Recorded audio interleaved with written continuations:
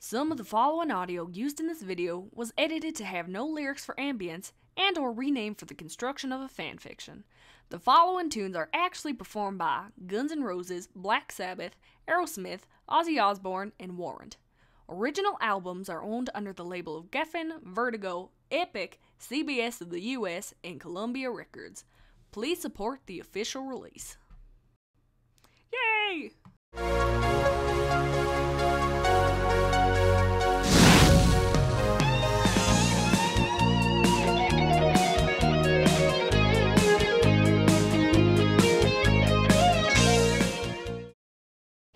Chapter 4, A Hard Day's Off.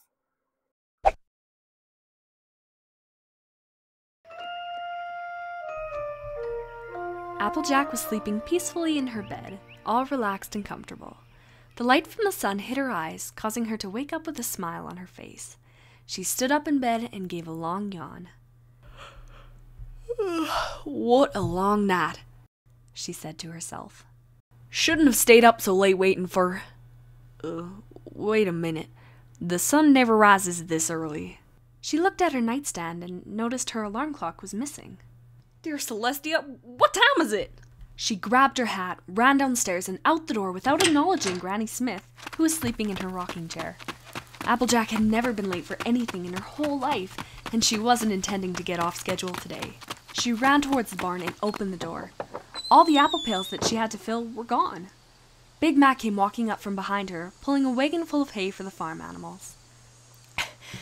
Big Mac, I'm sorry, I got up late. My alarm clock was gone, she said, still catching her breath from all that running. Yep, Big Mac responded.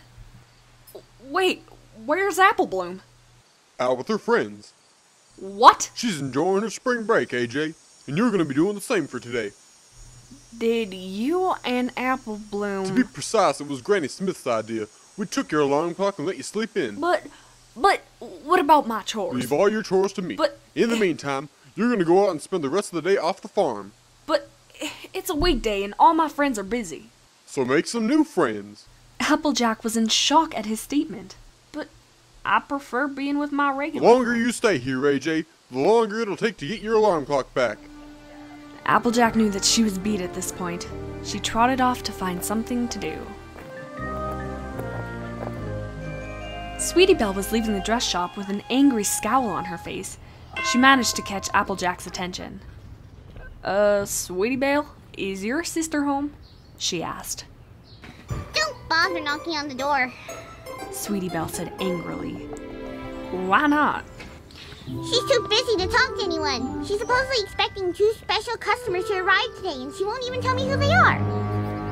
Is that why you're so angry? No, I just came here for my yo-yo to try and get a cutie mark for professional yo-yo tricks, but she won't let me in. Applejack walked up to the door of the dress shop and knocked on the door loudly with her hoof.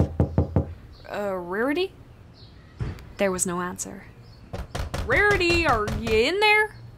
Still no response. Applejack looked at the window of the shop.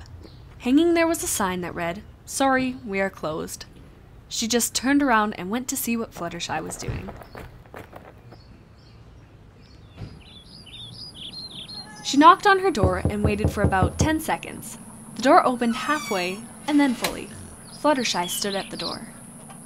Applejack, what brings you here? Big Mac covered for me today at the farm. He made me take the day off. Oh, that's good. You could use a day off today. Yeah.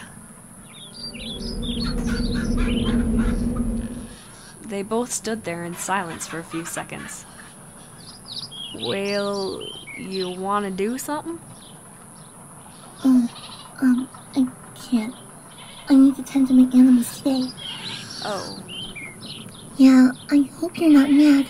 I just have to care for my ducks. One of them is sick and... That's okay. I'll just go see Rainbow Dash. Let me guess. She's busy too. Please don't be mad. But, yes. She had to make up for the storm that was supposed to hit last night. Why am I not surprised? Applejack said miserably. I'm sorry, Applejack. All of us are usually busy on the weekdays, especially in the morning. Applejack gave an annoyed sigh and her ears drooped down as she turned away from the door. I know. That's what I tried to tell Big Mac. She started walking away from Fluttershy's house and headed towards town.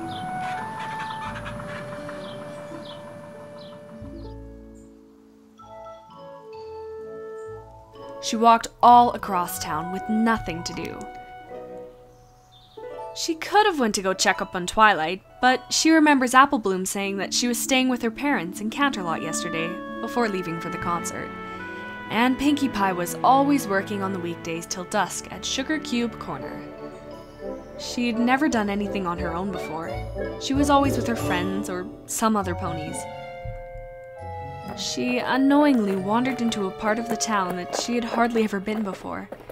It was on the far end of Ponyville, past the marketplace. She looked and saw an empty cider bar that was open to the public.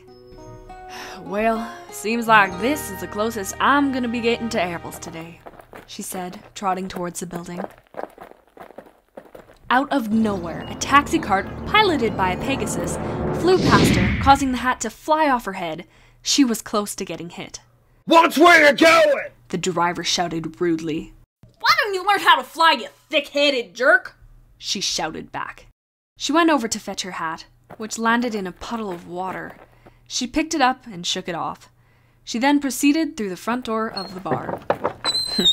I guess this is the town where manners no longer exist, she grumbled to herself.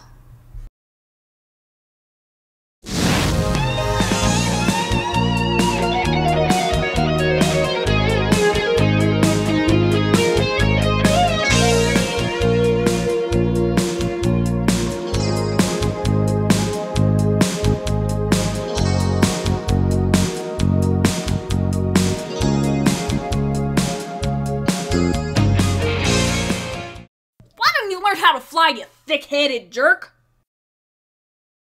Yay!